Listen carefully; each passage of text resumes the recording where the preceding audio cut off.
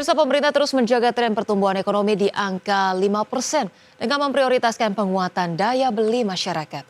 Menurut Menko Perekonomian Erlangga Hartarto, sejumlah langkah strategis telah disiapkan oleh pemerintah, mulai dari mendorong investasi dan ekspor lewat pengembangan kawasan industri hingga percepatan penyaluran kredit produktif.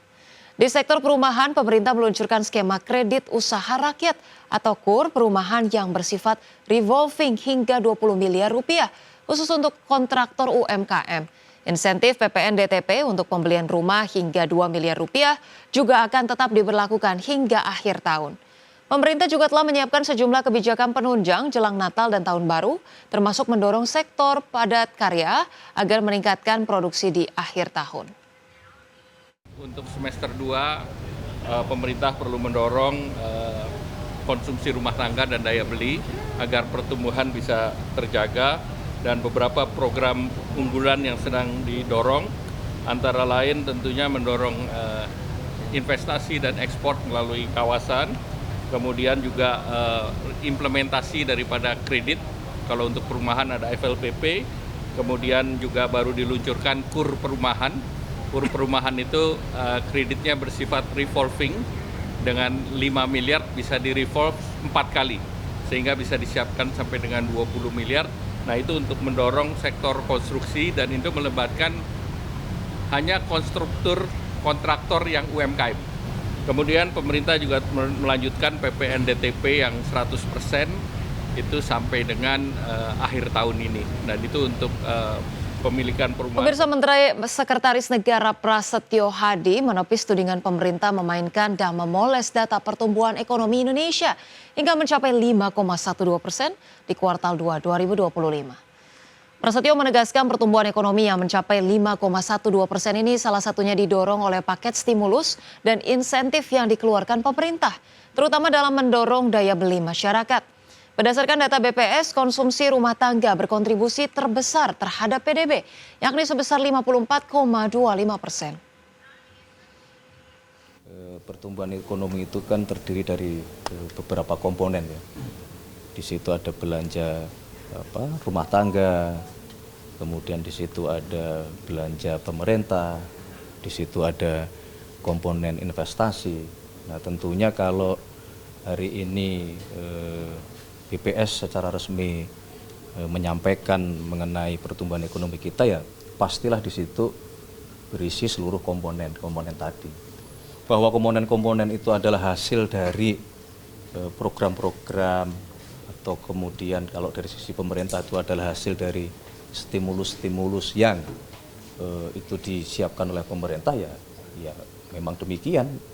Pemirsa, pertumbuhan ekonomi sepanjang kuartal 2 2025 sebesar 5,12% menuai sorotan banyak pihak. Capaian pertumbuhan ekonomi tersebut dinilai janggal dan tidak sesuai dengan kondisi real di lapangan. Pertumbuhan ekonomi sepanjang kuartal 2 2025 sebesar 5,12% menuai sorotan banyak pihak. Pasalnya, capaian pertumbuhan ekonomi tersebut dinilai banyak pihak janggal dan tidak sesuai dengan kondisi real di lapangan. Menurut ekonom Selios Nailul Huda, pertumbuhan ekonomi kuartal 2 yang lebih tinggi dari kuartal 1 yang bertepatan dengan Idul Fitri dinilai janggal. Selain itu, konsumsi rumah tangga yang membuat pesatnya pertumbuhan ekonomi juga tidak sesuai kondisi di lapangan. Terlebih, indeks keyakinan konsumen justru turun yang mengidentifikasi konsumsi rumah tangga turun. Di mana kalau kita lihat data historisnya, dengan triwulan dengan adanya momen Ramadan Lebaran itu lebih tinggi dibandingkan dengan pertumbuhan ekonominya, lebih tinggi dibandingkan dengan pertumbuhan ekonomi di triwulan-triwulan yang tidak ada momen Ramadan dan Lebaran. Nah, yang kedua adalah kejanggalan terkait dengan konsumsi rumah tangga. Sementara itu, ekonom senior Indef Fadil Hasan menyebut beragam leading indikator indeks pertumbuhan ekonomi nasional mayoritas berada di bawah ekspektasi banyak pihak. Dengan kondisi tersebut, seharusnya angka pertumbuhan ekonomi masih berada di bawah 5%. Rata-rata pertumbuhan ekonomi kita di triwulan kedua tahun 2025 itu adalah 4,79%, katakanlah 4,8%. Nah, sehingga selisihnya dengan apa yang diumumkan oleh BPS itu cukup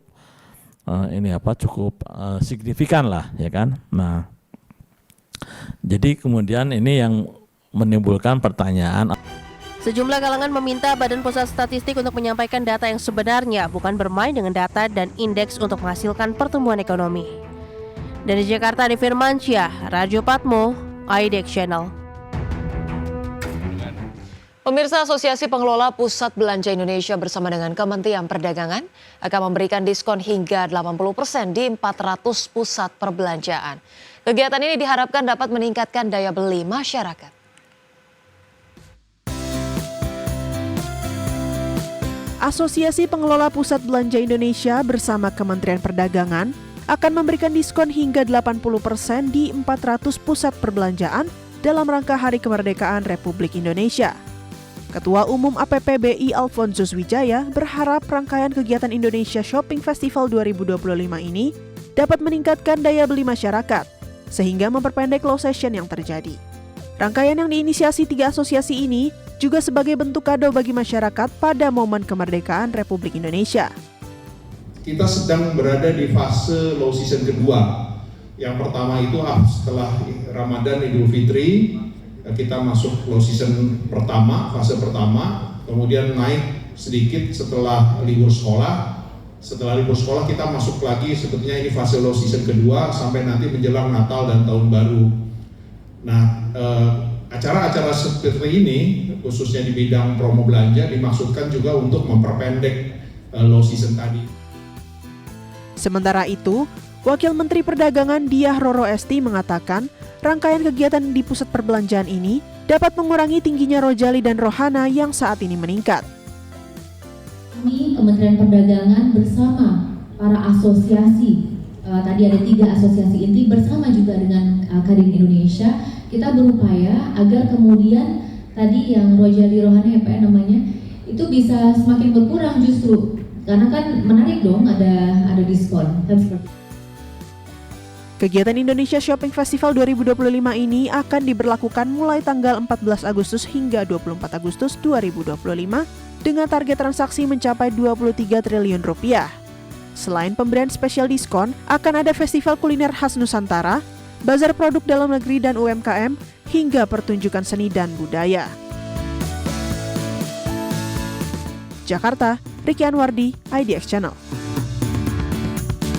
Pemirsa, BPI dan Antara resmi melarang pemberian tantiem atau pembagian keuntungan kepada jajaran komisaris BUMN. Kebijakan ini membuat BUMN dapat menghemat hingga 8 triliun rupiah. BPI dan Antara resmi melarang pemberian tantiem atau pembagian keuntungan kepada jajaran komisaris di badan usaha milik negara dan entitas anak usahanya dan berlaku untuk tahun buku 2025. CEO BPI dan Antara Rosan Ruslani mengatakan, kebijakan penghapusan tantiem dan pemotongan insentif bagi komisaris perusahaan plat merah membuat BUMN dapat menghemat hingga 8 triliun rupiah. Rosan memastikan kebijakan ini sudah melalui beberapa kajian dan telah dilaporkan kepada Presiden Prabowo Subianto dalam sidang Kabinet Paripurna. Jadi kita melakukan, kan sebelum itu kita melakukan kajian lengkap juga kan sebelum kita keluarkan itu. Jadi ini kajiannya sebelumnya sudah saya berikan, tapi tadi karena ada sidang untuk paripurna ya kita bawa lagi ya untuk kita kasih tahu bahwa penghematannya itu dari yang kita lakukan itu konservatifly sekitar 8 triliun per tahun. Jadi kajiannya kita bikin lengkap, tapi tadi Bapak Presiden minta coba disampaikan ke dalam persidangan. Rosan memastikan kebijakan ini dilakukan agar pemberian insentif bagi direksi sepenuhnya didasarkan pada capaian kinerja operasional serta laporan keuangan yang mencerminkan kondisi sesungguhnya perusahaan. Jakarta, Tim Liputan IDX Channel.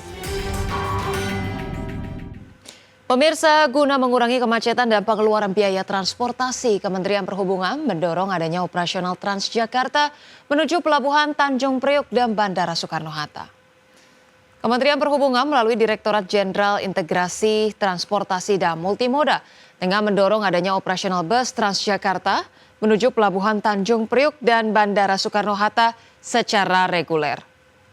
Upaya ini dinilai dapat mengurangi kemacetan setiap hari di Jakarta dan membatasi penggunaan kendaraan pribadi serta mengurangi pengeluaran biaya transportasi pegawai.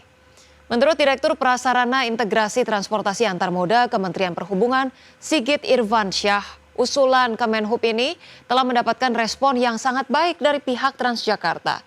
Akan tetapi, guna dapat berjalan dengan lancar, Kementerian Perhubungan akan melakukan pertemuan dengan pihak lain yang berada di kawasan Pelabuhan Tanjung Priuk dan Bandara Soekarno-Hatta. Mungkin tidak hanya ke Tanjung Priuk, tadi saya ngobrol juga di Bandara Soekarno-Hatta. Orang ke Soekarno-Hatta kan ada 2 grup, penumpang pesawat dan karyawan. Jadi kalau karyawan sudah naik bis bandara, habis gajinya. Ya kira-kira itu. Kalau Transjakarta welcome bisa masuk ke bandara, dia mau. Damri sih. Damri kan bis bandara. Mahal saya. Kalau ibu sebagai karyawan bisa, ibu sebagai karyawan 1 hari 160.000 buat ongkos bu. Bayar makan, gajinya mesti berapa kerja di bandara bu?